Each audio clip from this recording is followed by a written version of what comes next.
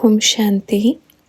ब्रह्मा बाबा ने कहा, भले ही सब कुछ करें, सब मेहनत करें, पर मुख्य बात क्या है?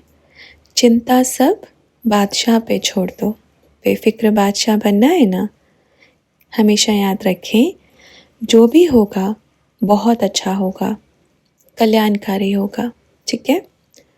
हम ये नहीं सोचें कि नहीं, बाबा थोड़ी बैठे बैठे कुछ करेगा, क्योंकि अभी मालूम है हम सिर्फ इतना ही सोच सकते हैं जितना हम देखते हैं। जो नहीं देख सकते वो हम नहीं सोच सकते। बाबा क्या कर सकता है, ये अभी तक जो सिर्फ आँखों से देखते हैं उनको नहीं मालूम। बाबा अपने आप में ही ऐसी अथॉरिटी है, ऐसी शक्ति है कि अगर जाल फेंक दिया तो सब खिंचे हुए चले आएंगे। ये तो बाप कहेगा कि बाप के ऊपर से 1% भी विश्वास गायब नहीं होना चाहिए, क्योंकि ये चीज़ हमेशा याद रखो। उसके ऊपर से भरोसा अगर हम कर देते ना कि नहीं ऐसे करना है, हमें ही करना है, आपको ही करना है, पर बाबा बैकबोन है, रीढ़ की हड्डी है। अगर वो नहीं होगी तो पूरा शरीर अपाहिज है। अगर बैकबोन को हम सोचते हैं कि नहीं, हम तो अपने आप चल रहे हैं, हमारा हाथ पैर चल रहा है, हमारा सब कुछ चल रहा है, और बैकबोन को हम देख ही नहीं रहे, रीढ़ की हड्डी दिख ही नहीं रही, रीढ़ की हड्डी पर ध्यान ही नहीं है। बाबा हमारा रीढ़ की हड्डी है। आप चलाओ, इसके बिना कोई पुतला चला के दिखाओ, एक मनके में भी गड़बड़ हो जाएगी तो पूरा शरीर बैठ जाएगा, ख़त्म, पूरा शरीर डैमेज। अगर हम अपने आप को देखते हैं नहीं, मैं ऐसा करते हैं तो क्या होता है? करो मैं, पर आपको चलाने वाली आपकी बोन है, और वो बोन का नाम बाप है, वो शक्ति है। वो बोन नहीं हो तो पूरा शरीर ख़त्म है। तो बोन को मत भूलो, बैक बोन को मत भूलो। ठीक है। दिखता है सिर्फ वही सत्य है, ये भूल है। जो नहीं दिख रहा वो कितना अपना सब बच्चों की मदद कर रहा है, उसको याद करो। पर बाबा ने क्या कहा, मेहनत आप बच्चे करोगे, पर समर्पण होना चाहिए मेरे पे, कि बाबा मेहनत तो मैं कर रहा हूँ, करूँगा भी, पर मुझे आपके ऊपर इतना भरोसा है, मैं इतना समर्पण हूँ आपके लिए कि आप अगर मेरे साथ हैं तो कुछ भी कार्य संभव नहीं हो सकता। देह अभिमान का नशा उतार के बोन की तरफ देखो एक बार, और बोन की विशेषताओं को याद करो। बोन के बिना मैं क्या हूँ? जैसे आत्मा के बिना शरीर कुछ नहीं, और इस शरीर में बोन है तब ये शरीर चलता है। ऐसे मैं बाप के बिना कुछ नहीं हूँ, ये चीज़ हमेशा याद रखना। अपन देखते हैं कितनी बार ऐसे होता है कि बाप से ज़्यादा खुद पे विश्वास है, ये अच्छी बात है। खुद पे अटूट विश्वास होना ये अच्छी बात है, पर बाप से ज़्यादा अपने आप पे विश्वास होना ये बिल्कुल गलत बात है। आप अपने आप पे भरोसा रखो, अपने आप पे विश्वास रखो, दृढ़ रखो। ये बहुत अच्छे संस्कार हैं, ये बहुत अच्छी ताकत है अपने ऊपर विश्वास रखना कि मैं इस कार्य को करके रहूँगा। लेकिन आप हो तो बाप के साथ। हम कई बार सोचते हैं बाप नहीं था तो हमने कितना बड़ा कार्य किया था, या फिर पहले भी तो हमने बहुत ऐसे ऐसे अच्छे काम किए हैं। ये भी भूल है, क्योंकि उस समय भी वो आपके साथ ही था। आपको तो याद नहीं था ना, आप तो सिर्फ दुनियादारी में भूले हुए थे, पर उस समय भी वो आपके साथ था जब आपको बाप का ज्ञान नहीं था।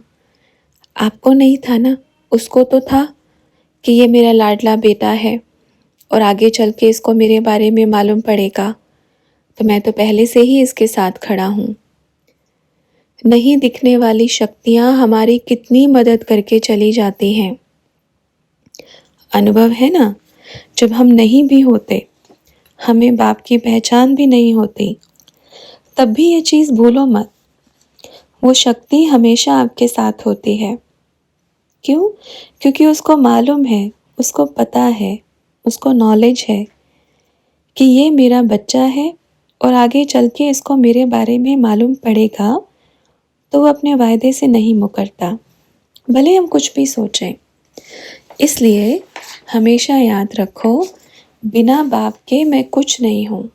वो है तो मैं हूँ, वो है तो मेरा हर कार्य सफल है। अनुभव है ना, या भूल गए? जब हम सोचते हैं हम कुछ नहीं कर पाते, तब वो खड़ा हो जाता है साथ में। सोचो, ये बाप क्यों बोल रहे हैं? क्योंकि आप तो देहधारी हो। बाद में मालूम पड़े तो फिर क्या फ़ायदा पछताने के अलावा। समय रहते नॉलेज मिले कि मेरा साथी सर्वशक्तिवान है, मैं उसका बच्चा हूँ और मैं उसके बिना कुछ नहीं हूँ, कुछ नहीं हूँ। ऐसा नहीं कि ये कह के अपने आप को कमज़ोर करना है, नहीं, ये कह के आपकी ताकत कई गुना बढ़ती है। और बाबा अपने बच्चों को क्या बोलते हैं? वहाँ मेरा लाडला बच्चा, मैं आपके ऊपर बलिहार हूँ। जैसे लौकिक में अगर बच्चा पिता की श्रीमत पर चले, तो पिता उसके लिए सब कुछ करने गुजरने को तैयार हो जाता है ना, कि ये मेरा बच्चा मेरी हर बात मानता है, ये समर्पण है मेरे ऊपर, इसका बहुत समर्पण है। तो सारी अंदर की डिटेल, अंदर के खजाने सब बच्चे के नाम करके चला जाता है और बच्चे को पता भी नहीं होता कि बाप ने क्या क्या खजाने दे दिए। ये हमारा पारलौकिक पिता है, ये याद रखो। आप इस घोर कलयुगी दुनिया को देखो, बाप की दृष्टि से देखो। छोटी छोटी कन्याओं के साथ कितने बड़े बड़े कारनामे हो रहे हैं। कौन किसी डकैती में, कौन किसी चीज़ में फंसा है, कौन किसको कितना मार रहा है, दुनिया का हाल देखना। और आप यहाँ बाप की गोद में सेफ हो, ना कमाने की टेंशन, ना कुछ की नौकरी करके आना है, ये करके करना है। बेफिक्र हो, बेफिक्र बादशाह बन के उड़ रहे हो। किया तो किया, नहीं किया तो छुट्टी। अब दुनिया को देखो जाके क्या हाल है। तब भी अगर हम ऐसा करेंगे तो कैसा चलेगा। और समय समय पर बाप इतना ज्ञान रत्नों से खजाना दे के जाता है, तो क्या करना है? अपनी दिनचर्या, अपना चार्ट बाबा के सामने समर्पण बुद्धि होकर के रखना है, सरेंडर बुद्धि हो रखना है। ऐसा समर्पण होना चाहिए अंदर में, ऐसी सरेंडर बुद्धि होनी चाहिए, बाबा मैं आपका हूँ, मैं आपका रहूँगा, मेरे को कोई नहीं हिला सकता। बाबा से पूछा कि एक मुरली में बाबा ने कहा था कि सारा कल्प में आप बच्चों के साथ रहता हूँ, क्या सत्युग त्रेता में भी बाबा साथ रहेंगे? तो बाबा ने कहा, देखो बच्चे, अभी अभी क्या बोला कि आपको पता नहीं है कि कौन सी शक्ति आपके साथ है। आपको पता नहीं है, हमें पता नहीं है कि कौन सी शक्ति साथ में है, क्योंकि हम सुख में हैं, एकदम सुख में हैं। पर उसके बिना संभव नहीं है पूरे 5000 साल को चलाना। वो साथ में किस रूप में होगा? वह अपनी ऊपर वाली अवस्था के रूप में हमारे साथ होगा। ऐसा नहीं है कि धरती पे ही आकर के किसी किसी के अंदर आकर के कार्य चलाएगा, ये नहीं होगा। सारी शक्तियों को राजा के मुकुट में डाल करके वो तब भी साथ है। मतलब कि पिता ने सारी शक्तियों की एक चाबी आपके हाथ में दे दी है, तो मतलब वही तो साथ में है। उसके बाद द्वापर युग आता है, तो फिर अब देखता है कि हाँ अभी बच्चे रोएंगे, अभी वो मुझे याद करेंगे। मैं तो पूरे 21 जन्म तक भी उनको भूला नहीं हूँ, ये 21 जन्म लेते लेते मुझे ही भूल गए हैं। अब दुख हुआ तो मेरे को याद कर रहे हैं। बाप तो नहीं भूला, कौन भूले? बच्चे भूले। जैसे ही याद आती है, स्मृति आती है, दुख हो रहा है, पीड़ा हो रही है, कोई तो ऐसा दुनिया में होगा ना जो छुड़ाएगा इस चीज़ से। तो फिर बाबा ने क्या कहा, मैं फिर आपके सामने प्रत्यक्ष होता हूँ, बाकी फिर भी बैकबोन मैं ही हूँ। पूरे 21 जन्म में बैकबोन फिर भी मैं ही हूँ। पर जब द्वापर युग आता है, तो जब आप मुझे पुकारते हैं, याद करते हैं, तब मैं एहसास दिलाता हूँ कि मैं आपके पीछे हूँ, आपकी मदद के लिए सदा हाजिर हूँ। मैं आपका साथी हूँ। हमें स्मृति आती है, उसको तो स्मृति है ही, वो भूलता कभी नहीं है। हमें स्मृति आती है कि मेरी बोन भी है, और इस बोन के हिसाब से ही मेरा ये पूरा शरीर 5 फीट का 6 फीट का चल रहा है। समझ में आया?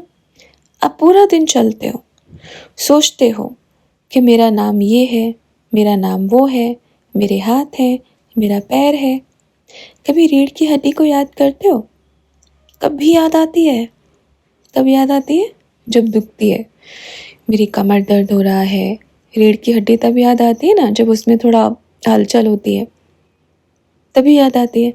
नहीं तो पूरा दिन क्या करते हो? मैं फलानी हूँ, मैं ये हूँ, मैं वो हूँ, ऐसा ही है ना। मैं रीढ़ की हड्डी हूँ, कभी बोलते हो? नहीं बोलते हो। पर जब दुखती है तब याद आती है कि मेरी कमर में दर्द हो रहा है। समझ में आया? तो ये जो दिख रहा है ना, पूरा जीता जागता ये शरीर, ये जो चल रहा है, ये किसके दम से चल रहा है? ये आपकी बोन के दम से चल रहा है, जो बोन आपके शरीर के अंदर छुपी हुई है। इसलिए ये जो संसार चल रहा है, जो आप चल रहे हो, वो बोन की वजह से चल रहा है। जो बोन हमारा परमपिता परमात्मा है, वो चाहे तो 1 सेकंड में प्रकृति को ऑर्डर करे कि चलो झाड़ू लगा दो, कर सकता है। ये बोन की कमाल है, पूरी सृष्टि का बोन। अच्छा, ओम शांति।